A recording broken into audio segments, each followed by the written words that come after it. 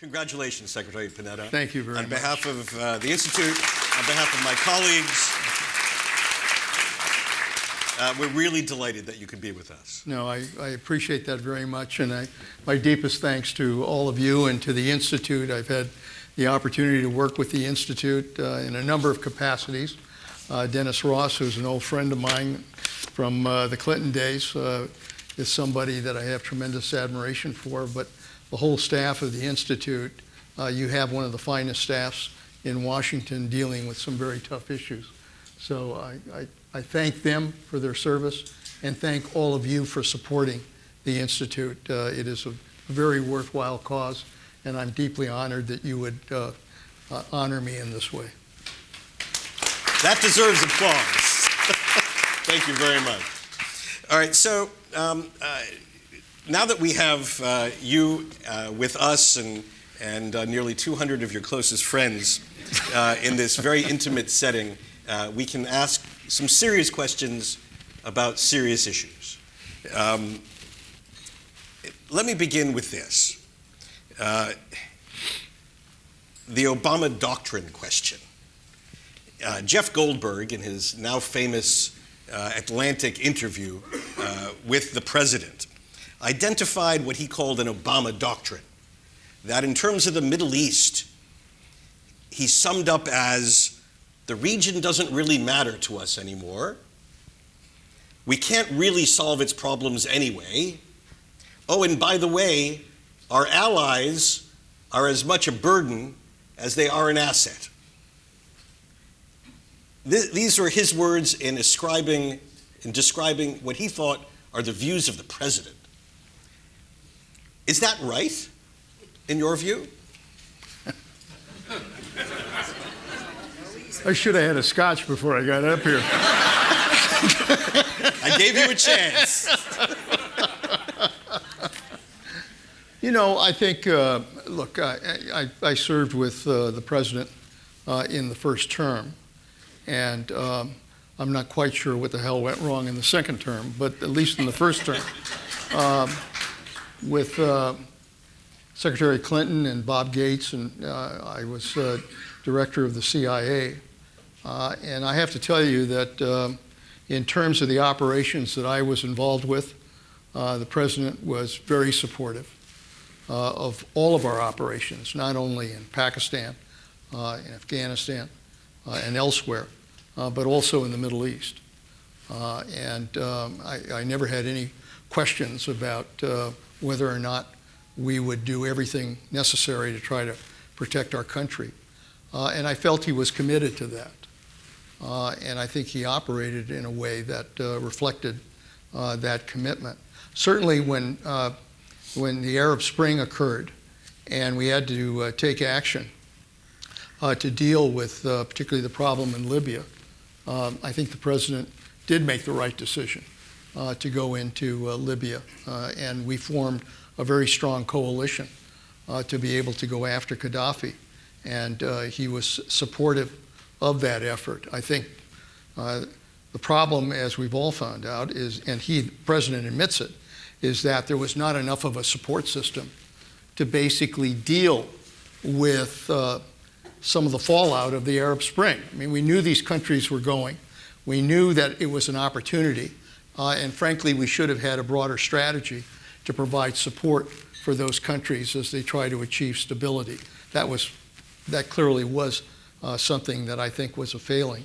But having said that, at least from my own perspective, I always felt that the president understood the importance of security in the Middle East, that he understood the threats in the Middle East, and he was willing to take action to deal with it. I think the ideas that are reflected in the article that was written by Jeff Goldberg in many ways may have reflected kind of a changed attitude that the president had, particularly in the last 4 years, and particularly dealing with the problems in Syria, as well as the relationship with Iran and with Israel, et cetera. That I'm concerned that those relationships, for whatever reason, have impacted on our ability to deal with the situation in the Middle East. And instead of developing a comprehensive strategy to confront it, we've been dealing with it on what I would consider a crisis management type of basis. If a crisis takes place, you respond to the crisis. And to the president's credit, he has responded to the crises that are there, not always as effectively as I would have wanted, but he has responded. But I think it's been a tortuous process. And I really do think that, that the decision-making process to deal with these threats in the Middle East has not been as effective as it should have been. Okay, very good. Let me focus first, because we're going to go through a range of topics, because you have such a breadth of experience at the CIA and the Pentagon on the front lines. Let me first focus on the battle against terrorism. You have unique experience in fighting both Al-Qaeda and ISIS, or ISIL, the Islamic State. The raid for bin Laden, and then what we've started to do even early on and toward the end of your watch against the Islamic State. Is this as big a threat as we believe? And are we on the right path, do you think, to dealing effectively with this threat? Well, make no mistake about it. ISIS is a clear and present danger to the security of this country. I get audiences that ask that question, and I almost feel like I have to give a history lesson that goes back to 9/11 and what happened in 9/11. You know better than anyone the impact of what happened as a result of the attack on 9/11. We were attacked, viciously attacked. We lost over 3,000 lives as a result of that attack. And the result of that was that we went to war against terrorists, particularly against Al-Qaeda that was involved in that attack. And we should have. And as a matter of fact, I always get questions about, this whole issue of liberty versus security. And by the way, I'm not a believer that you have to make a choice between protecting our freedoms and protecting our security. In a democracy, I think you can do both. But we went through a process as a result of that attack where this country asked the question, how the hell could we let that happen?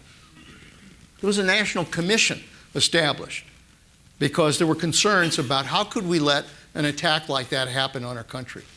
And the commission, to its credit, determined that, intelligence was stovepiped. It wasn't sharing information. We didn't have good operations to track people who were terrorists, who wanted to conduct that type of attack. And as a result of that, we acted to try to repair that. We developed much more effective intelligence operations. There is much better sharing of information that goes on. There's a better relationship between the intelligence agencies, the law enforcement agencies, and the military. The military developed counterterrorism operations, special forces, focused on the whole issue of how to do counterterrorism, targeting on a target, going after that target and hitting it. Intelligence agencies developed our own operations to go after the leadership of Al-Qaeda very effectively. We decimated their leadership, effectively went after bin Laden. So we took important steps to go after an enemy that had attacked this country, as we should have. And the result was that we did get bin Laden, we did decimate their leadership, and we've prevented another 9/11 type attack. The reality is that terrorism has now metastasized. It's metastasized into ISIS, which is a quasi-state terrorist operation that now controls territory, both in Syria as well as Iraq. We've got Boko Haram in Nigeria. We have Al-Shabaab in Somalia. We've got elements of Al-Qaeda that are returning to parts of North Africa. We've seen what ISIS is now doing in Libya as well as elsewhere. They feed on chaos. and that's what they're doing. So there is no question in my mind that this terrorism is as much a threat to this country as Al-Qaeda was. Let's not forget they conducted 4 attacks in 4 months. Their intent is to continue to conduct those types of attacks. The president has set the right mission, which is to destroy and defeat ISIS. That is the right mission. It's the mission we had with Al-Qaeda, to be able to destroy Al-Qaeda. It's the right mission. He's put some of the right elements in place. The ability to have our advisors and trainers work with forces there to try to effectively go after some of these territories. We have airstrikes that are providing strong support there. We now have special forces that are located there. I think the right steps have been taken. I do believe that what is lacking is a more comprehensive strategy to deal with terrorism. That, we are making efforts now to try to be able to get Mosul and kick ISIS out of Mosul. We're making efforts to try to go after Raqqa and kick ISIS out of Raqqa. But I think there needs to be a much larger strategy here. After all, ISIS represents a threat not just to the United States, represents a threat to Europe, represents a threat to other countries in the Middle East for that matter. So what I think it should be developed is a much greater alliance of countries coming together in a common mission. Because we have countries there. In many ways, they're all kind of doing some of their own things. Turkey is doing their thing. Others are doing their thing. Saudi Arabia is doing their thing in Yemen. What we need to do is to develop a comprehensive strategy that involves the moderate Arab nations, that involves Israel, and very frankly, that should involve NATO. That's the coalition we put together in going after Libya, going after Gaddafi.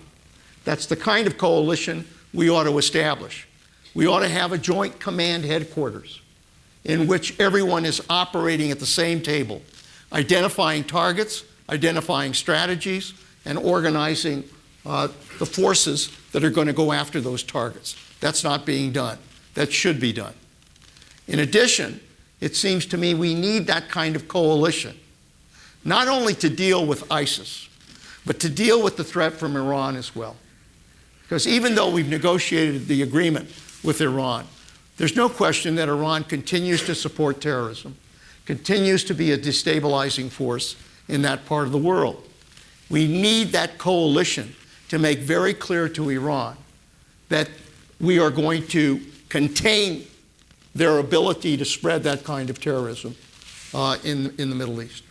And thirdly, when we are successful in trying to remove ISIS, as I think we will be in Mosul and in Raqqa, we need to have a coalition that will provide a supporting system to provide stability in these countries. Because part of the problem in the Middle East is that each of these countries is very different. They have their tribal system, they have their history. We need to understand that history. We need to find ways to develop the support system that will promote some degree of stability there. It's not enough just to kick them out of Iraq and then have an Iraq that goes south on us. It's not enough to kick them out of Yemen and then have a Yemen that collapses. We've got to provide a better support system so that these countries can develop stability. So I guess, it's a long way of answering your question, but my concern would be is we have the right mission, we've got some of the right elements in place, but we have to take it the next step, which is to create a larger coalition of forces that can target our enemy and also be able to provide greater stability. I agree with every single word you just said. In fact, I think what you just put together was the elements of a strategy. Now, what is fundamental to what you just said, Mr. Secretary, is the idea of a deepening American engagement, a commitment, which, for better or for worse, in our current political environment, leaders are not talking about to the American people. Yeah. How do you change that? Well, look, I think one of my concerns has been that even since 9/11, as I said, 9/11 represented a terrible attack on this country, the worst attack since Pearl Harbor. We went to war. We've had men and women in uniform fighting in Iraq, fighting and dying not only in Iraq but Afghanistan. And they're fighting and dying as we speak today. But this country, to a large extent, has never fully engaged in the fact that we have been at war. I mean, the message coming out of the White House, in many ways, both under Bush as well as President Obama, has been that, look, life should go on in this country. I know we're at war. We're not, we're going to try to be careful about being more committed there. But there has never been the kind of commitment and mobilization of this country behind the effort to go after these terrorists. We've kind of done it on the side. And look, I understand part of it is, we don't have a draft where every family is represented in our military. We've got a volunteer force. But the reality is that we have men and women in uniform that are fighting and dying for this country in order to defeat this enemy. I think it's an obligation of the President of the United States, this president, future presidents, to say to the American people, this is not something we can ignore. This is not something that somehow we don't have a commitment to provide leadership to. Because let me tell you something. If the United States doesn't provide leadership in dealing with this enemy, nobody else will. Nobody else will. And if we don't provide that leadership, it's a little bit like what happened in Iraq. If we kind of, our hope was that Iraq could get their act together, and so we left, our forces. The problem is Iraq collapses. What do? We have to respond to it because it becomes a breeding ground for ISIS, which threatens us. Our national security. Some people have argued that somehow our national security interest is not really in the Middle East anymore since we've developed our greater energy independence. It is not true. We are dependent. And our security interests are dependent on the stability of the Middle East. And it's for that reason that we have to exercise leadership. But like everything else in this country, presidents cannot operate unless they bring the American people with them. And if the message to the American people is, look, we're going to get out of there, it's not really important, it's not a big deal, then the American people are going to say, what the hell are we doing fighting there? But if the President of the United States says to the American people, this is in our national security interest. We've seen 4 attacks in 4 months. My responsibility as president is to protect this country. And we are going to protect this country. And the way we're going to protect it is to join with our allies in the Middle East to make sure that we truly defeat this enemy. Because I don't want my children or their children to have to fight this battle. This is our battle to fight now. That's the kind of message that I think ought to be delivered if we really want to unify behind this thing.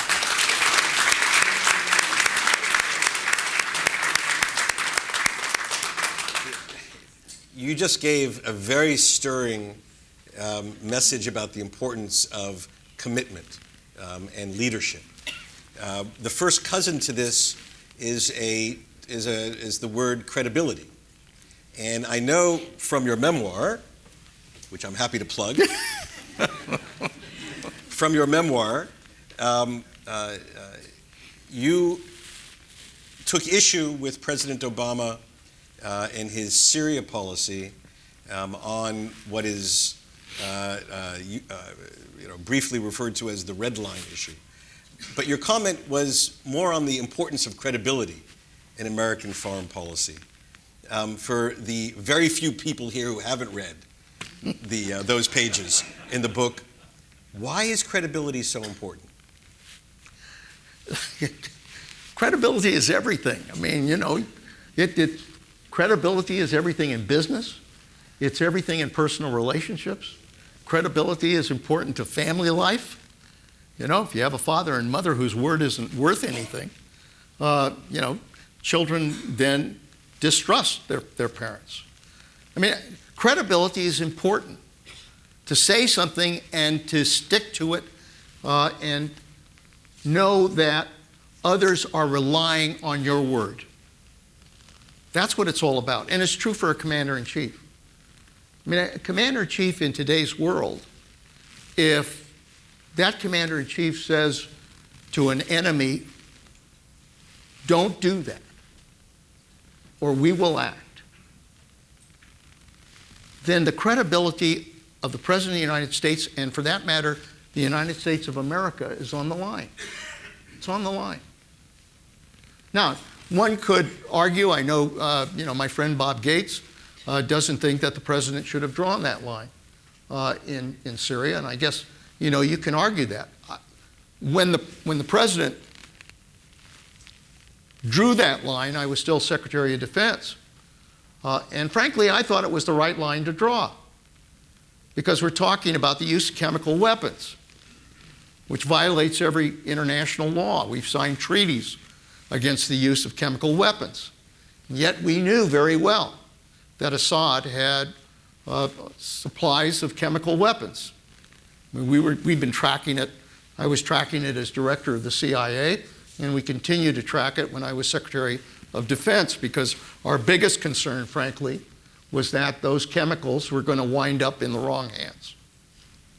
And so we had, you know, we followed activity on every one of the sites that we had identified where we knew that chemical weapons were stored. So the President took the position that if Assad made use of chemical weapons, that we would act. I thought it was the right decision to take. And frankly, at the Defense Department, we had developed, as Defense Department does, our job is to do planning. We developed plans for what targets we would attack if that were to take place. And I'm sure that list of targets was there even though I'd left the Defense Department. This didn't happen until it was about a year, I think, after I had left. So when there was clear evidence that chemical weapons had been used and that literally, you know, 1,000 men, women, and children had been affected by the use of chemical weapons, our word is on the line. And for that matter, the President said at the time, we're going to take action. Secretary Kerry said, we're going to take action. National Security Council said, we are going to take action. I mean, I was back in California saying, you're damn right we're going to take action. Because, you know, they've used chemical weapons. And our word is on the line. Now, I don't know what the hell happened. I really don't. I don't know what created the ambivalence. But the idea that you can pull back from that and then go to the Congress to ask their permission. You know, a bunch of guys up there that are having a hard time finding the bathroom, much less determining whether or not we're going to, you know, go to war. You know, you knew that was a dead end. You're not going to suddenly get them to, you know, to kind of embrace this, and waiting for Congress to act on this involved delay, involved time, and I know their argument is, you know, it helped negotiate, have the Russians negotiate, you know, the effort to try to reduce their chemical weapons, but the problem is, as we all know, they're using chemical weapons today. We've seen evidence of that. So I think it was a terrible mistake not to maintain our credibility on that issue. And I think it sent a terrible signal, not only to our enemies, not only to Putin, not only to Iran, but to our friends. Because we have commitments with our friends around the world that if certain things happen, for example, in Asia, we have a treaty with Japan. Something happens there, we're obligated to support Japan. Suddenly, every word that we've given, every document we've signed, becomes subject to question mark. Will they really be there? Will they really back us up? And I think we're paying for what happened as a result of that.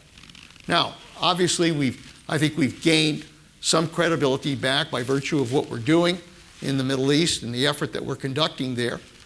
But I still think that one of the biggest issues today, as we confront a whole series of flashpoints in the world, ladies and gentlemen, we're talking about a very dangerous world right now.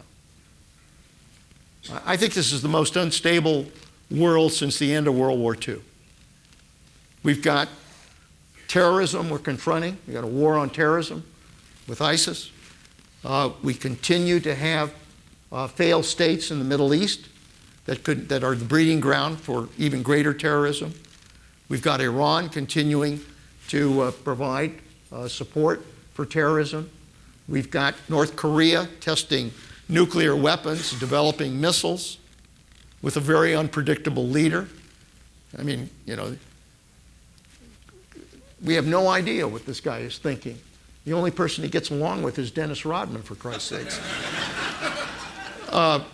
We have the problem with Russia and Putin in a new chapter of the Cold War. He's been aggressive in Crimea, aggressive in the Ukraine, aggressive in Syria, continues to be aggressive. We've got China making territorial claims in the South China Sea. We've got this whole battle, this new battlefield of the 21st century called cyber attacks. I mean, we now have the potential in a cyber attack using a sophisticated virus to virtually cripple this country. Understand that. We don't need to have a B-2 bomber. You don't need to have F-16s. You don't need boots on the ground. You can sit at a computer someplace and inject a sophisticated virus into our system that can virtually cripple this country. Take down our electric grid, take down our power system, take down our financial systems, take down our government system. So it's a dangerous world. And at the very moment that we're facing these dangers, there are questions about whether we'll stick to our word. There are dangers about whether we'll continue to provide leadership in the world. There are questions about whether we can govern ourselves. I've never seen a Washington more dysfunctional than it is today. So at the very moment when we're facing those dangers, there are a number of questions about whether or not the United States is going to provide strong leadership. And I think all of that put together makes this a very dangerous time in the 21st century. Thank you. It's not quite Scotch, but... No, it's all right. Well... I'll get my share. The logical next question, Mr. Secretary, is, so when the next president, whoever he or she may be, and we'll get to that a little bit later, when the next president calls you and says, so what do you recommend that I do to reassert American credibility and American commitment, what are the first 3 steps or so he or she should take to try to fix this? Not the problem in Washington, that's a different set of issues, but the problem on the world. Well, I mean, my recommendation would be to Madam President.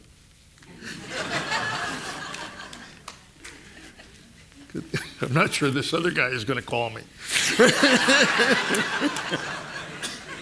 But my recommendation is that the first thing soon after she's elected, she ought to send a delegation of some high-ranking individuals, perhaps even her husband, but because he does know the world and knows the leaders in the world, to send a delegation to basically go around the world and meet with the leadership of countries in the Middle East, in Israel, in Europe, in Asia, and listen to their concerns, but make very clear to them that the United States is a reliable partner, that we will stand by our alliances, that we will back them up in facing a common enemy, that we will work with them on trade, on promoting trade, that we are part of a global world, and we're going to provide that kind of leadership. I think to do that would be an important way to say, look, America is there for you. And that's a good first step. The next steps obviously involve, speeches by a new president that address this need for a broader strategy that reflects what is in our national security interests. I mean, I'm afraid that what has happened is that we have not identified as almost, throughout recent history, we have always taken steps, presidents have taken steps to identify what is in our national security interests. What is important to the United States? Where should we act? Where should we not act? To define that larger strategy is very important for the United States. And I think that's important for the next president, to make very clear what is in the national interests of the United States of America and where our lines are so that people know what we represent. You just gave a big picture answer. So let me ask you another big picture question. Thanks to a lot of wisdom and a little bit of luck, after 2 world wars in the 20th century, we had a half a century, and we've had more than a half a century of peace. When you look at the world today, when you look at the leadership problems, when you look at the crises, former head of the CIA, what chance do you give that we're going to go another half century, avoiding the sort of catastrophic clashes that we've successfully avoided for the last 70 years? Let me answer you this way. My wife and I have an Institute for Public Policy, as you saw, and our purpose is to try to inspire young people to get involved in public life, because I think it's important for young people to feel a sense of duty to this country. And very frankly, I'm not sure the answer is always going to come from the top down. It may have to come from the bottom up with, our young children. And I say that as the father of, we have 3 sons. My youngest son is running for my old seat back in California, my old congressional seat, and we're very proud of that. But I think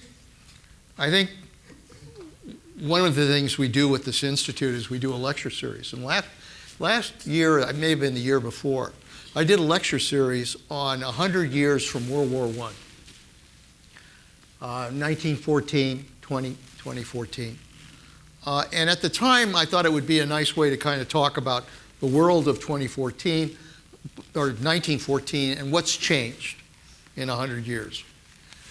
But as I looked at it, and as we went through our lecture series, I realized that the world of 1914 had some of the same flashpoints we see in the world today. I mean, there were territorial disputes, there was nationalism, there were fragile alliances, there was terrorism, and there was a world leadership that didn't quite understand that any one of these areas could blow on them and drag us into a world war.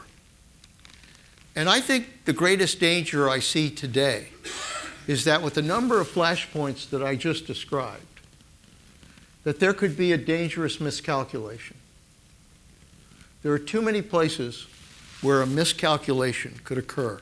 North Korea, Russia, Putin could make a miscalculation, China, you name it, Iran. And the result of a miscalculation could be to drag us into a larger conflict of some sort.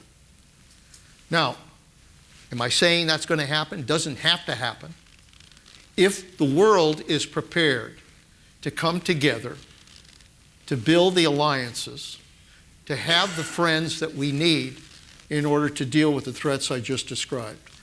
I feel, look, I believe in American leadership, okay? I mean, you can't spend 50 years in public life and not think that this country, has the ability to respond to the problems that are out there. I mean, we've been through depressions, we've been through recessions, we've been through world wars, and this country has always responded.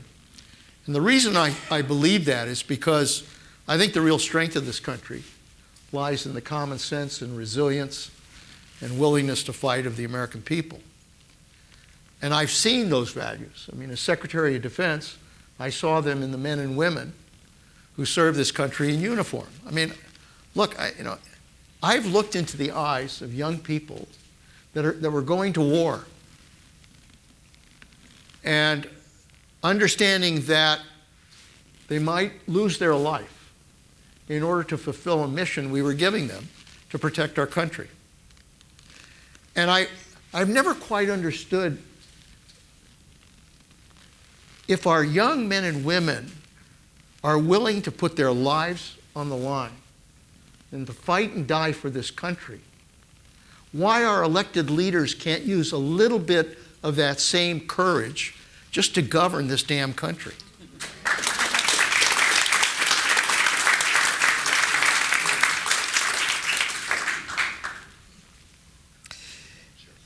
I want to bring you back to the Middle East for a minute, although I like where you just ended up.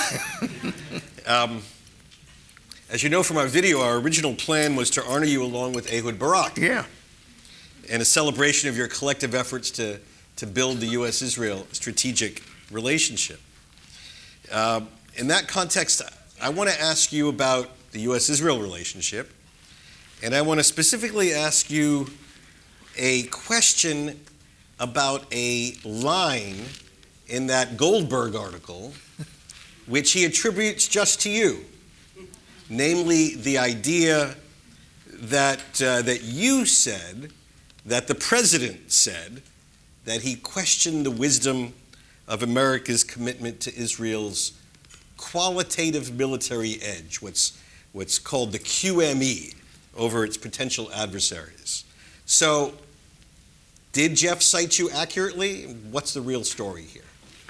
Well, we were talking about the whole issue of dealing with the concerns that were out there, particularly when Israel threatened the possibility of attacking Iran, and the concerns that the president had if Israel should do that and what the implications would be, and all of the steps we took working with Barak and others to try to make sure that that wouldn't happen. And at the time, we had also sold, or we're in the process of selling, F-16s to Saudi Arabia.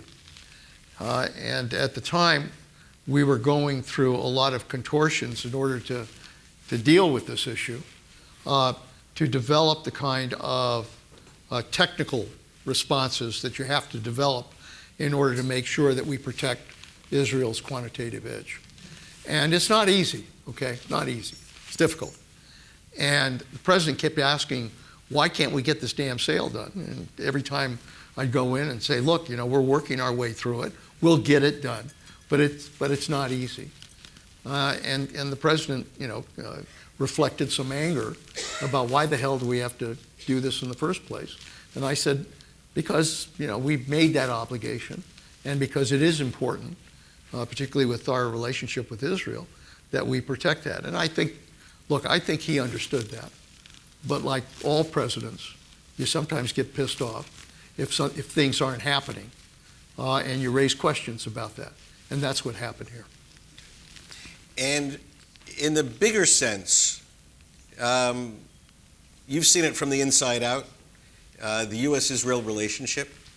How would you evaluate it? And if this is another one of those issues where a new president has to take some measure to improve, correct, strengthen, what would you recommend here? Well, look, we have a very special relationship with Israel. And we've had it going back to the founding of Israel. And it's been very important to our security and to Israel's security.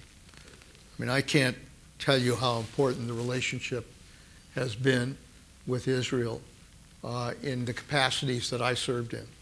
As director of the CIA,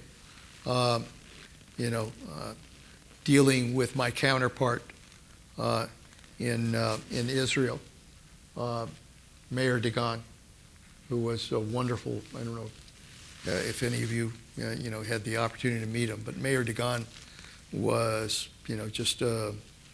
he came out of central casting for that role. Tough son of a bitch who, I remember I once asked him, I was at dinner with him, and I said, Mayor, look, how would you deal with Al-Qaeda? Because obviously, we had our operations, and we were going after them, and he looked at me and he said, you have to kill them. So, okay.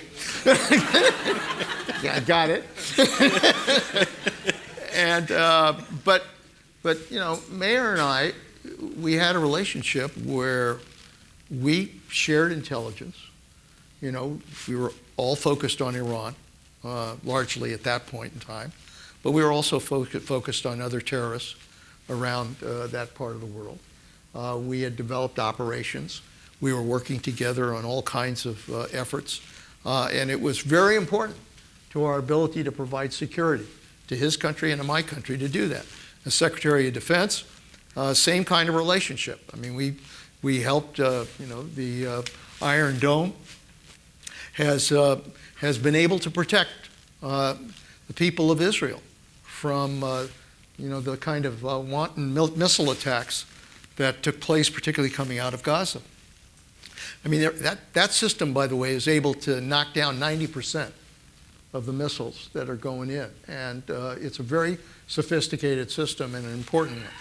The whole relationship on the defense side has been extremely important as well. And I think it is a relationship that has to be maintained.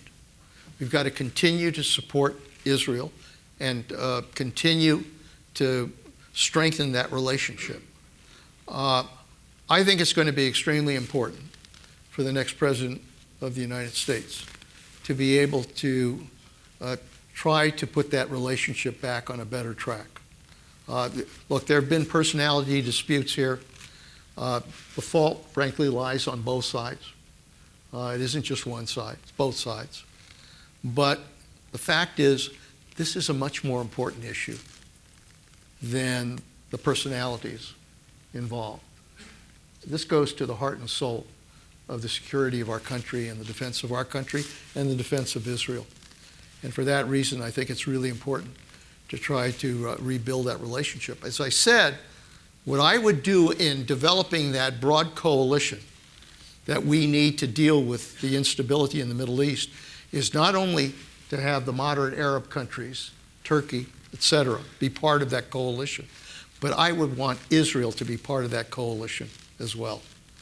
And I think in doing that, we would build the kind of relationship that hopefully could provide the stability in the future for resolving the issue between the Israelis and the Palestinians. It's no surprise that you support Hillary Clinton. You served with her in the cabinet. You served as chief of staff in her husband's White House. So I'm going to ask you a slightly different question. Looking at the other candidates in the race, it's a pretty easy decision. Well, I mean, holy cow. Fair enough. But the question I'm going to ask you is, she's one of the most experienced candidates ever to run for this office, and she's running against the gentleman you're just referred to. Why isn't she 30 points ahead? Well, look, there's a lot of things at play here. I mean, I did not, and I don't think the press, and I don't think there are many people that had a sense of what was happening in this country. I've been talking about the dysfunction in Washington, and look, this is a serious problem. When the President and the Congress can't work together to deal with the issues facing this country, that's a serious concern. Because our forefathers did develop a system in which they didn't want power centralized in any one branch of government. They didn't want a king, they didn't want a king parliament, they didn't want a star chamber court. So they created this remarkable system of 3 separate but equal branches of government, each check and balance on the other. That's the nature of our system. It demands dialogue, it demands debate, it demands consensus, it demands compromise. That's the nature of democracy. In the last few years, and it goes back, not just in this administration, but it probably goes back to the last term of the Clinton administration as well. The inability of both parties, and by the way, when I went to the Congress, first as a legislative assistant and then as a member of Congress, it was a different world. I mean, I've seen Washington at its best, and I've seen Washington at its worst. The good news is I've seen Washington work. I've seen Washington work. And I saw people like, Tom Kuechel, who I work with, Republican, Javits, Case, Hugh Scott, Aiken, working with Jackson, Humphrey, Dick Russell, others. They work together on issues. They work together on issues. Did they have their political differences? Yes. When I got elected to Congress, Tip O'Neill was the Speaker. Democrat. But he got along with Bob Michel, who was a minority leader. They had their disagreements? Of course they did. But when it came to major issues, they worked together, whether it was a Republican president or a Democratic president. At the time I was in Congress, we dealt with Social Security reform. We dealt with immigration reform. We dealt with tax reform. We put budgets together to reduce the deficit and try to develop a balanced budget. We were willing to do that.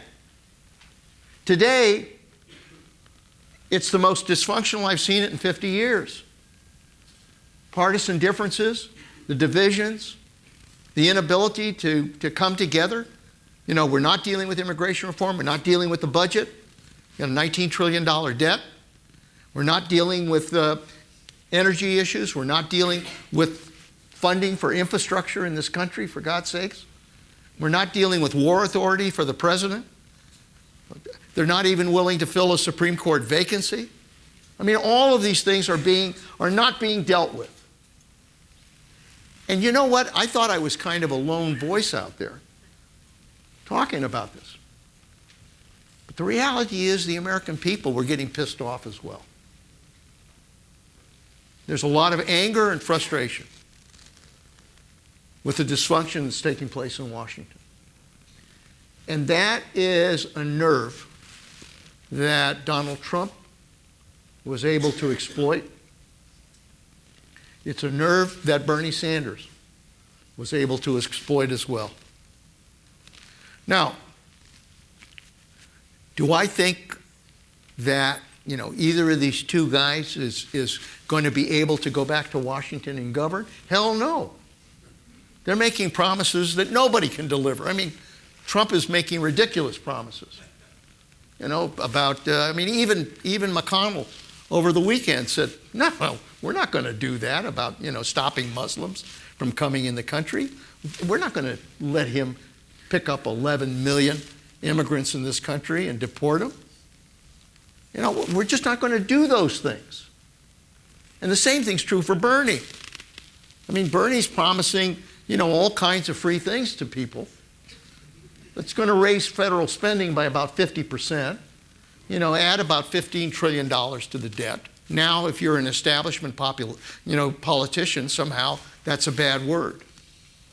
But the reality is, people who've been around Washington are the only people that have the experience to understand how you make it work. Look, whoever you vote for as president, there are two things you ought to be sure of in yourself when you vote. Number one, if they're going to be president, they better damn well break the gridlock in Washington in order to govern. Because if you're president of the United States, you got to govern this country. You can't do it by executive order. You can't do it by somehow wishing that everything would somehow happen. Governing is a kick-ass process. Understand that. You got to roll up your sleeves and you got to engage. And the ability to understand how you do that is going to be very important to the ability of the next president to be able to govern. So you need a president who can break that gridlock. And you need a president who can provide world leadership in a troubled world. Those are the two tests. And there's only one person in the race that can even begin to respond to those two tests. She has the experience. She knows. If the Clintons know anything, it's about how do you get things done. And that's what she would do. And secondly, it's about providing world leadership in a troubled world. Now, is it going to be close? It could be a very close election. And does Hillary Clinton have her weaknesses? You're damn right she has her weaknesses. Does she have defects? Of course she does.